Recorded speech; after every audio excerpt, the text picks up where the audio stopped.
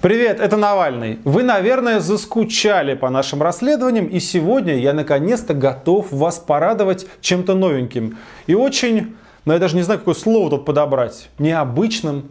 Это расследование мы сделали случайно. Я не оговорился, случайно, что делает всю эту ситуацию еще более дурацкой и странной, но не менее коррупционной.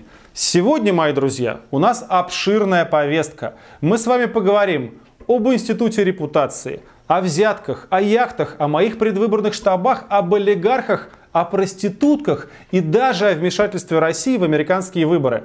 Ну что, заинтриговал?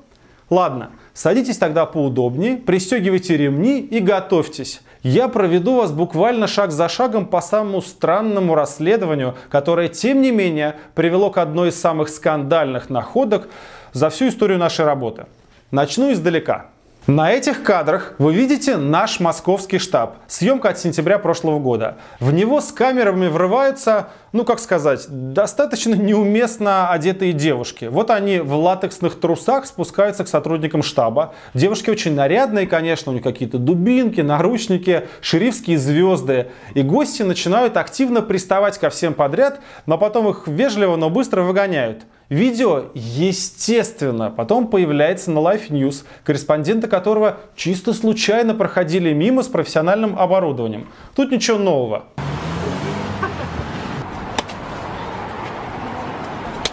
Сказать, что это был какой-то серьезный эксцесс, конечно, нет. Кто только наши штабы не пытался громить. И краснодарские бабушки, и отряды Путина, и казаки. Мы давно привыкли. И про эту ситуацию я успешно забыл, предварительно попросив разобраться, откуда все-таки эти девицы взялись. Кто это? Казачки такие? Женский батальон патриотического движения? Или спецотряд администрации президента? Кто и зачем выдает им эти задания? Реально любопытно, кто додумался до такого, прямо скажем, дна. Собственно, в соцсетях этот спецбатальон находится мгновенно. Это реально какие-то не очень адекватные активистки, которые то ли для шоу, то ли за деньги участвуют в крайне странных мероприятиях. После нашего штаба, например, они пикетировали американское посольство. Там они голые на морозе поддерживали гонимого американского продюсера Харви Вайнштейна. Вы не поверите, но даже это еще не все. Вот тоже их творчество. Я хочу обратиться к Алексею Навальному. Леш, одна из нас найдет тебя и выложит видео с тобой в сеть. Из-за тебя и из-за таких, как ты, сейчас люди продолжают воевать. Да что ты, черт побери, такое несешь? Даже не знаю, что здесь сказать. Жутко неудобно вообще-то это все вываливать и обсуждать в ролике. Но, к сожалению, это только начало. Дальше будет реально хуже.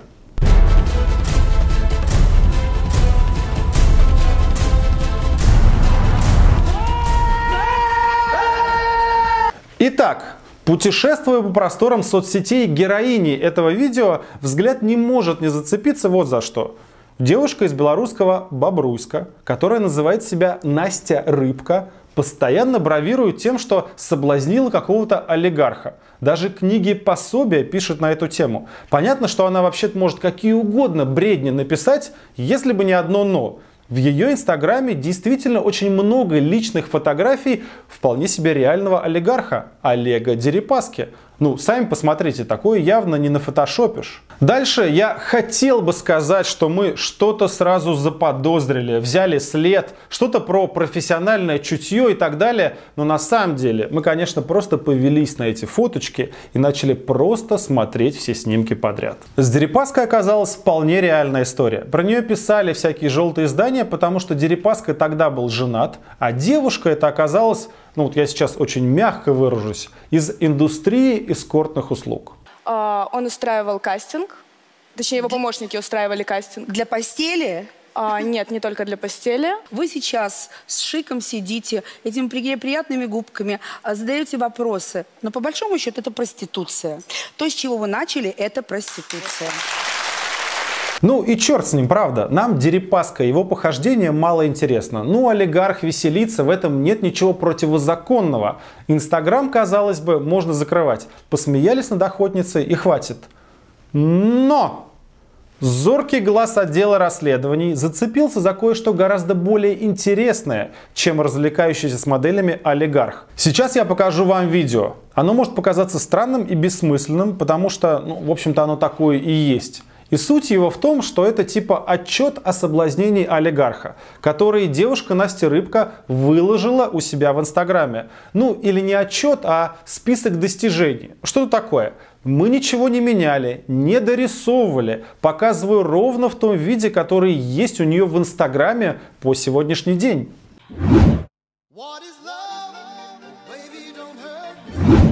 Красотка.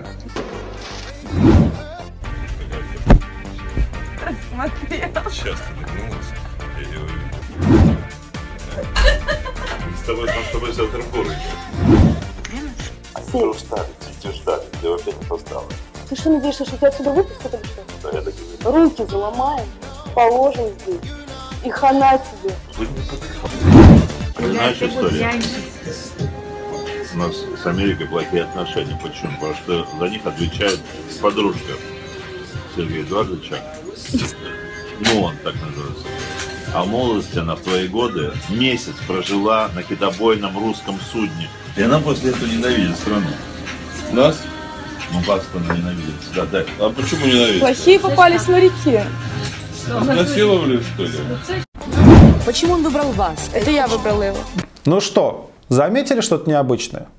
Сначала я собирался проигрывать это видео бесконечное количество раз, пока вам всем не станет очевидно, что же здесь привлекло наше внимание. Но потом я решил сжалиться над вами, любимые зрители. Отматываем сразу на нужное место и проигрываем еще раз. У нас с Америкой плохие отношения. Почему? Потому что за них отвечает подружка Сергея Эдуардовича. Он так называется. А в молодости она в твои годы месяц прожила на китобойном русском судне. И она после этого ненавидит страну. Во-первых, какие, разговоры об Америке и санкциях? Дело происходит на яхте. Девушка, как я ее щадяще называю, сотрудница индустрии эскорта. Что она в этом понимает? Что Дерипаска вообще несет? Во-вторых, и главных, аудиоряд. Слышите? Дерипаска говорит: подружка Сергея Эдуардовича Виктория Нуланд. Подружка Сергея Эдуардовича. Он так называется. Тут давайте логически подумаем, что за Сергей Эдуардович? Почему он дружит с чиновницей из Госдепа США Викторией Нуланд? И почему охотница Настя должна все это слушать и понимать? Там даже фамилии нет этого Сергея Эдуардовича. Зачем он упомянут вообще? Как сторонний человек может понять, о ком идет речь? Ответ один. Охотница Настя и так прекрасно знает, кто такой Сергей Эдуардович.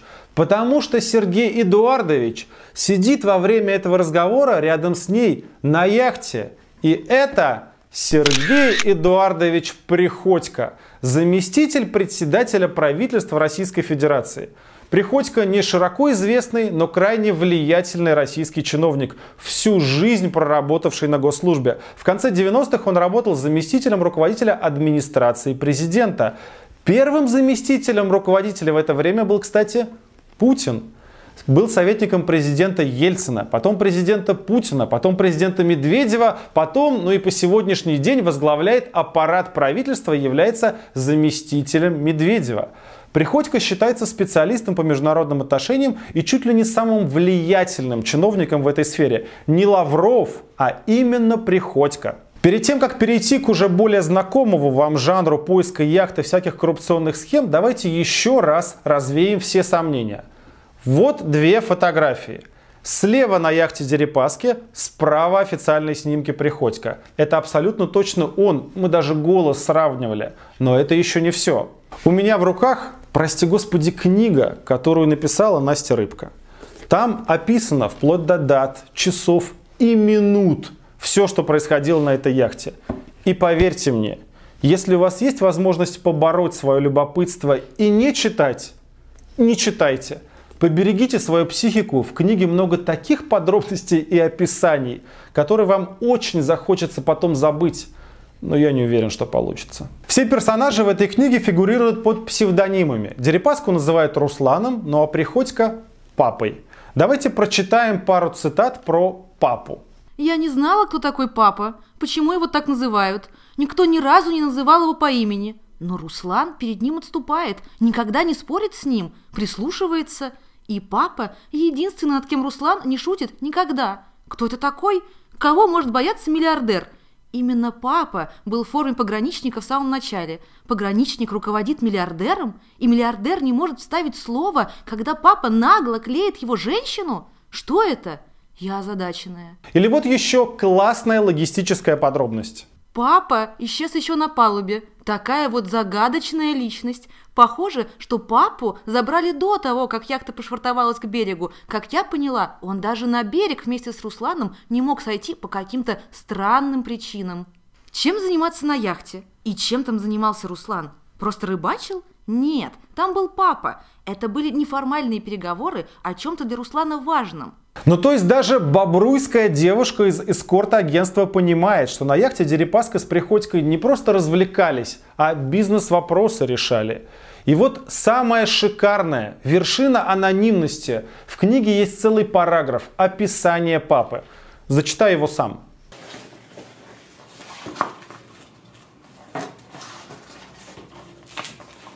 Это серый кардинал власти, Ришелье нашего времени. Ну, предположим. Почти никакой информации в интернете, но посты его с ельцинских времен – заместитель председателя правительства, администрация президента. Все так, и зампред он сейчас, и в администрации работал до этого, и про Ельцина тоже правда. Он пишет предвыборные речи, он пишет послание президента собранию, у него много наград. И действительно, вот он с Медведевым готовит послание, награда, понятное дело, у него тоже есть. Он единственный, кого сейчас президент не убрал. Старожил во власти. С 90-х годов является высшим руководством, поэтому и называют его папой. Он отвечал за внешнюю политику России, за правительство, у него очень сильное влияние. Ну, я вот честно не знаю, кто там Приходько называет папой, но про внешнюю политику и правительство все написано очень верно. Если бы эту книгу хоть кто-то покупал и читал, то они бы точно такое же расследование могли бы провести за 5 минут и без Инстаграма и других доказательств. Это была реально скопированная биография Приходько, и никто, кроме него, под это описание не подходит. Настя вообще мастер конспирации, и кроме персонажей она изменила и место своего путешествия на яхте. В книге написано, что дело происходит в Гренландии, но на самом деле это не так. Вот по этой фотографии из Настиного инстаграма мы вычислили, где они реально плавали. Видите церковь на заднем плане? А вот эта церковь на Google снимках, и это Норвегия. Настя, конечно, мастерски скрыла личность Олега Дерипаски, назвав его Русланом, но почему-то даты поездки она изменить не удосужилась. Вот они, прямо в книге, и они сильно облегчают нам поиск. В эти даты, в этом месте в Норвегии плавала вот эта яхта под названием Элден. На яхте патриотично развивается российский флаг. Она действительно принадлежит Олегу Дерипаске. И об этом много писали норвежские СМИ, так как он отдыхает там очень часто. Плавает всегда в сопровождении дополнительного судна, видимо для персонала. И судно называется «Северная тень». Давайте на всякий случай сравним и со снимками из инстаграма Насти Рыбки. Для начала возьмем вот эту фотографию. Тут видно пришвартованное рядом судно с романтическим названием «Северная тень». Это, как мы уже знаем, судно сопровождения. Оно всегда ходит рядом. Теперь приглядимся и к самой яхте. Вот, например, эта фотография. Из нее опытный инстаграм-расследователь сразу выхватит несколько важных улик. Во-первых, тут видно название производителя. Mondo Marine. Именно эта компания построила Элден. Во-вторых, полукруглое углубление в двери с металлической ручкой, его отлично видно с другого ракурса. И последняя фотография, ну тут много вообще железобетонных доказательств. Сравните форму иллюминаторов, они одинаковые, и посмотрите на антенну и какую-то непонятную раздвоенную штуку, похожую на фонари. Нет никаких сомнений, это яхта Элден. Мы составили специальную карту, отследили все передвижения этой яхты, маршруты, остановки, все совпадает идеально. Ну, можно предположить, что в этой книге 90% вранья, но то, что мы можем проверить по другим источникам, по фотографиям, видео, геолокации, все абсолютно точно подтверждается. Плавали они вместе 3 дня в августе 2016 года. А теперь давайте отложим книгу, забудем про охотницы и видеоотчеты и попытаемся переварить всю эту информацию. Я не думал, что вообще когда-нибудь в жизни произнесу такие слова, и уж тем более на миллионную аудиторию, но деваться некуда. Заместитель председателя правительства, руководитель аппарата Медведева проводит отпуск на яхте олигарха в компании этого олигарха и, простите, нескольких проституток. Да, их там было несколько. Обычно в конце своих роликов про расследование я пытаюсь еще раз подробно и доходчиво объяснять, что же не так с нашими героями. Объяснить, как же именно работает эта коррупция, почему я называю их жуликами. А вот тут я реально не знаю, что и добавить. Ладно, давайте хладнокровно проанализируем эту вакханалию. Олигарх катает на собственной яхте чиновника высочайшего ранга. Это взятка. Олигарх оплачивает весь этот праздник, включая девушек из эскорт-агентств. Это, не поверите, тоже взятка. Опять же, Приходько должен был как-то добраться до достаточно удаленного норвежского полуострова, где есть только один маленький аэропорт. И в даты нашего путешествия туда одновременно прилетало сразу 2 частных самолета. И оба принадлежащие Дерипаске. Один из них из Черногории, где у Дерипаски вилла и бизнес, а один из Москвы. И у меня, конечно, нет пассажирских листов и списков присутствующих в каждом джете, но не упомянуть это нельзя. Если окажется, что Приходько прилетел на самолете Дерипаски, это тоже, мои дорогие, взятка. Дальше. Отягчающее обстоятельство. Вы, наверное, уже понимаете, к чему мы подлетаем. Вот, прямо на первом плане видно. Это дом никогда не работавшего в бизнесе чиновника Приходько.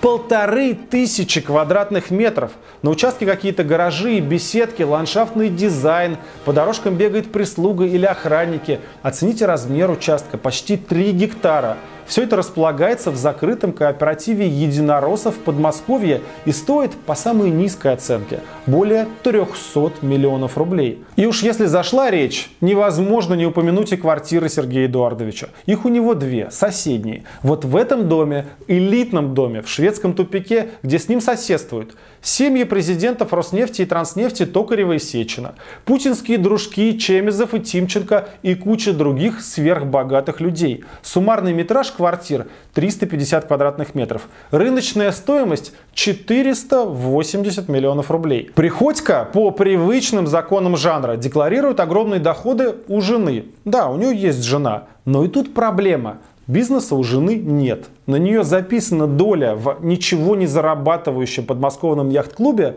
и больше ничего. А декларирует она 280 миллионов за 3 года. Но даже если на секунду поверить в сверхбогатую жену, этих денег все равно не хватило бы даже на одну квартиру в этом доме. Догадались, на что я намекаю? На взятки от олигархов, конечно. Ну и на десерт я оставил подарок конспирологам, а также бесчисленным американским СМИ и правоохранительным органам, которые расследуют вмешательство России в выборы в США.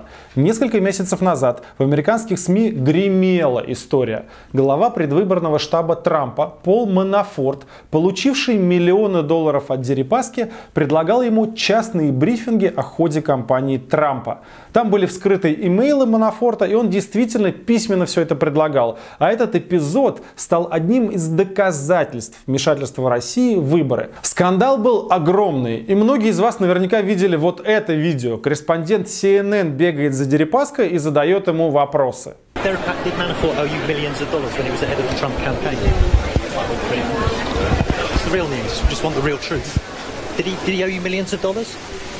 It's the news for idiots, if you don't understand. Did he offer those private briefings to you as a way to try and repay that debt, Mr. Deripaska? Can you just ask me that, please? It's a big issue in the United States, sir. Did he offer you those private briefings to try and repay some of that debt to you? Is that why he offered them? Get lost, please. Thank you.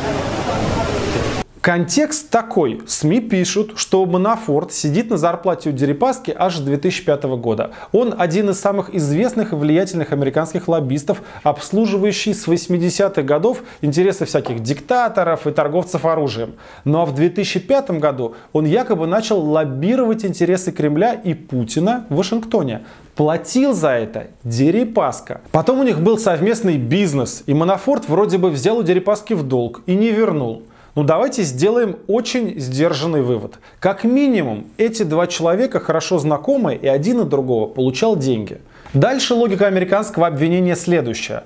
Ну зачем главе предвыборного штаба Трампа устраивать частные брифинги о ходе президентской кампании в США какому-то русскому олигарху? Затем, что брифинги на самом деле для Путина, Кремля, ФСБ, кого угодно, а Дерипаска просто передает, ну как агент, эту информацию Путину. Ведь он входит в круг приближенных президента. Вот ровно этот вопрос корреспондент CNN и пытается задать Дерипаске. Were you a secret back channel from the Kremlin to the Trump campaign, Mr. Deripaska? Mr. Deripaska, why don't you answer the questions? И во всей этой конспирологии американских СМИ именно эта часть звучала неубедительно. У Путина столько этих олигархов приближенных. Доказательств того, что Дерипаска кому-то что-то там передает, не было. И никаких эксклюзивных отношений с Путиным у него тоже нет. Он не чиновник, не министр, чтобы принимать какие-то решения по поводу того, поддерживать Трампа на выборах или не поддерживать. Зато теперь картинка открывается во всей своей красоте. Вот кто принимает эти решения. Вот он рядышком на яхте с ним катается и, как мы слышим на видеозаписи, обсуждает политику. Нам даже Настя Рыбка, очевидец всего этого, рассказывает, рыбалка это прикрытие, а по факту были какие-то важные неформальные переговоры. Ладно, пока мы с вами здесь случайно не устроили второй Уотергейт, давайте заканчивать с конспирологией и переходить к выводам. Благодаря, простите, дебилизму тех людей, которые заслали в наш штаб девиц в латексных трусах, мы с вами поймали за руку зампреда правительства Приходько, получающего взятку от олигарха Дерипаски, и подкрепили наше расследование элитной недвижимостью этого чиновника на сумму почти 1 миллиард рублей, происхождение которых вообще никак невозможно объяснить. Моральную сторону этой истории я сначала хотел оставить в стороне, а потом подумал, какого черта? Но не может высочайшего ранга чиновник, отвечающий за международную политику, проводить отпуск на яхте с олигархом и проститутками. Это позорит всю страну. В 1999 году, многие прекрасно помнят, Путин лично занимался отставкой прокурора Скуратова. Напомню, человека, похожего на генерального прокурора, засняли в компании девушек с пониженной социальной ответственностью, как сам Путин любит их называть. Но это тоже был подарок от некого бизнесмена. Сегодня директор ФСБ Владимир Путин сообщил журналистам, что скандальная видеокассета с изображением человека, похожего на Скуратова, подлинная. Другими словами, на ней заснят именно генеральный прокурор. Мое мнение по этому вопросу известно. Оно соответствует мнению президента и премьер-министра страны. Юрий Ильич должен уйти в отставку. Ну что, Владимир Владимирович, давайте, не изменяйте своим принципам, отправляйте Приходько в отставку. Вот у нас сейчас уже есть куча жалоб. Следственный комитет, в ФСБ, в прокуратуру, везде. И я абсолютно серьезно, не позорьте себя и свою страну. Вперед! Ищите квиточки за оплату яхты, опрашивайте свидетельниц, Дерипаску допросите, пограничные штампики в паспорте Приходько проверяйте, видео проанализируйте. Похож ли этот человек на зампреда правительства? Но вы же умеете это делать, Владимир Владимирович. Книжку тоже почитайте. Там есть интересные такие главы про взятки. Спросите, ну как так получилось, что у чиновника не дача, а дворец настоящий? 1500 метров и 3 гектара земли. Квартиры за 500 миллиарда откуда взялись? А вас, дорогие зрители, я прошу приготовиться к невероятному цирковому представлению. Будем все вместе смотреть, как грустные клоуны, вместо того, чтобы отправить коррупционера в отставку, бросятся защищать и Приходько, и Дерипаску. И вся эта коррумпированная система и пропагандистская машина будет бороться за честь обычного взяточника. И еще одна просьба. Давайте все вместе сделаем так, чтобы в прекрасной России будущего такого позора и мерзости больше никогда не было. Нельзя поддерживать систему, которая своей целью ставит выживание и процветание вот таких вот чиновников и олигархов. Это будет очень непросто сделать. Чтобы закрепиться в своих креслах, они будут хвататься за каждую возможность. Врать, отмалчиваться, давить свободу слова, фальсифицировать выборы. Бойкотируйте эти выборы, участвуйте в забастовке избирателей и записывайтесь в наблюдатели. Будем вместе ловить жуликов, которые украли наши деньги и нашу прекрасную страну. Подписывайтесь на наш канал, здесь говорят правду.